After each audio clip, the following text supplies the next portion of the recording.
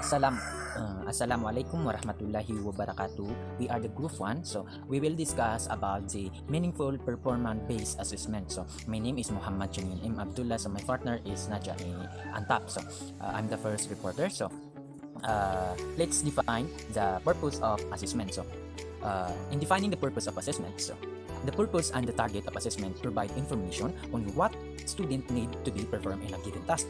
So the teachers are able to easily identify the weaknesses and strength of the student performance. So example of that is the pretest. So sagot ng pretest, malalaman ng teacher kung saan magsisimula magturo yung saan siya magsisimula magturo.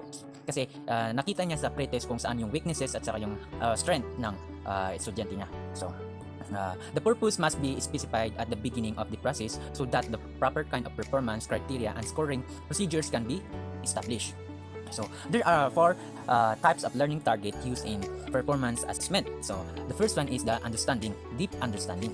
So what's the deep understanding? So the deep understanding is to involve a student meaningfully in hands-on activity.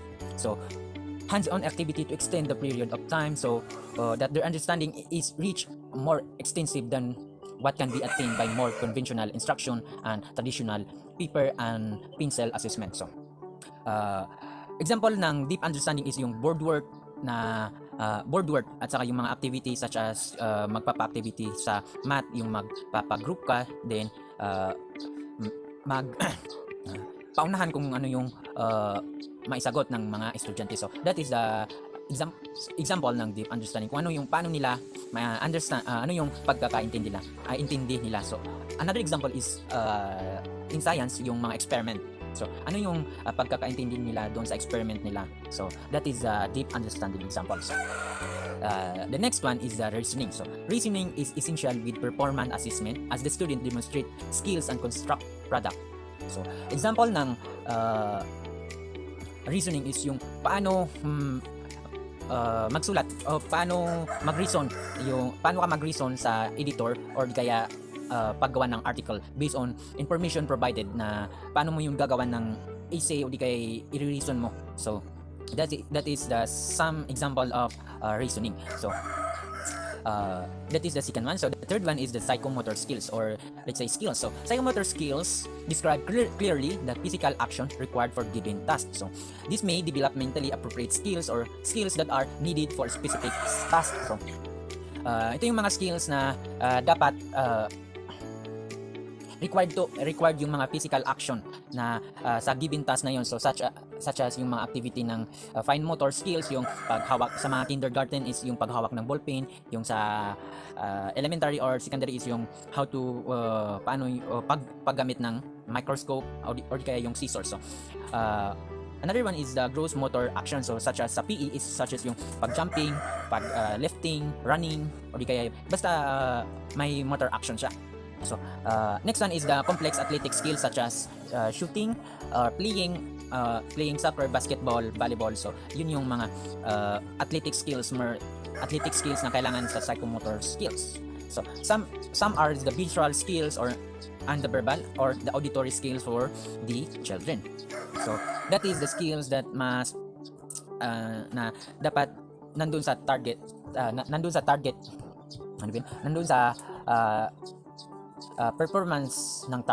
performance assessment ng target. So the last one is the product. So the product are the completed work such as term, paper, project, and other assignment in which students use their knowledge and skills. So ito naman yung performance is yung mga output ng mga estudyante such as yung term paper, project, and other assignment, which is yung kailangan nila yung mga skills at saka knowledge nila para magawa nila yung product na yon, such as yung crafting a digital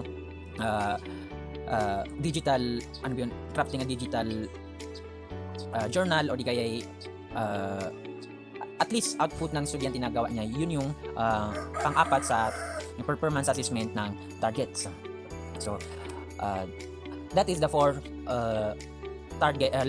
types of target in performance assessment. So first one is deep understanding, second one is reasoning, third is skills, and fourth is the products. So move on naman tayo doon sa process and product oriented performance based assessment. So First is, unahin natin yung process-oriented performance-based assessment. So, the teacher should identify whether the student will have to demonstrate a process. So, or a product. So, dapat alam ng teachers kung ano yung process at saka yung product. Paano magturo, paano niya ituro yung lesson niya to produce a product or outcomes ng mga estudyante. So, kapag ganun is tinatawag yun na procedure which it focus on process assessment. So, in assessing the process, it is essential also that the assessment should be done while the student are performing the procedure or step. So, the learning which requires student to demonstrate. So, makikita natin dito sa process kung ano yung ginagawa nila.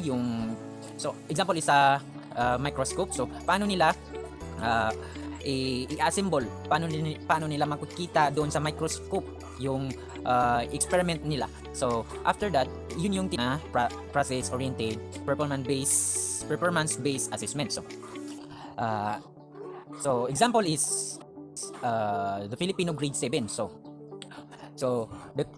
Sa bago ka magturo, kailangan mo munang mag-lesson plan. So, dun sa lesson plan mo, ilalagay mo dun kung ano yung domain, content standard at saka performance standard. So, dun lagay mo dun sa domain mo is yung pag-unawa sa napakinggang pamantayang pangnilalaman. So, sa content naman is yung naipapamalas ng mga mag-aaral ang pag-unawa sa paksa ng akdang napakinggan. So, dun sa performance standard is ang mga mag-aaral ay nakasusulat ng talata na may kaugnayan sa paksa ng akdang napakinggan.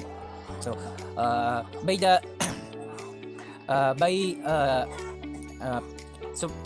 following the procedure, makukuha mo yung outcomes ng ginawa mong lesson plan. So, next one is the product-oriented performance-based assessment. So, sometimes even though you teach a specific process, the learning outcomes imply that the major focus is the product that the student produce. So, alam naman natin na yung process na yun, the step-by-step procedure is the focus of that is the student produce, such as yung digital journal or the digital e-portfolio. So, na-teach mo na yung paano gumawa, paano gawin. So, the product of that is the focus of this product-oriented performance-based assessment. So, according to NITCO 2011, so the suggested focusing assessment on the product student produce is if most or all of the evidence about the achievement of the learning targets is found in a little or none of the evidence you need to. According to NITCO 2011, suggested focusing assessment on the product students produce if most of all of the evidence about their achievement of the learning targets is found in the product itself, or a little or none of the evidence you need to evaluate a student is found in the procedure they use or the way in which they perform. So, yun yung sabi ni NITCO. So, assessment of product must be done if the student will produce variety of better ways to produce high quality products, such as sometimes method of sequence does not make different as long as the product is focused on the assessment. So, dito is kung ano yung output ng student, yun yung pagbabasihan kung ito ba ay maganda or hindi. So, in Filipino grade 7 domain, so the product-oriented performance-based assessment can be stated as ito yung product na dun sa process kanina na grade 7, ito yung product na kailangan ma-achieve ng student. So, nakasusulat ng talatang nagsasalaysay ng isang pangyari sa kasalukuyan ng may kaugnayan sa paksa ng may akdang napakinggan. So, based doon sa process kanina, doon lahat is ito na yung outcomes ng estudyante. So, another example is crafting a book cover taken from digital camera. So, the process of that is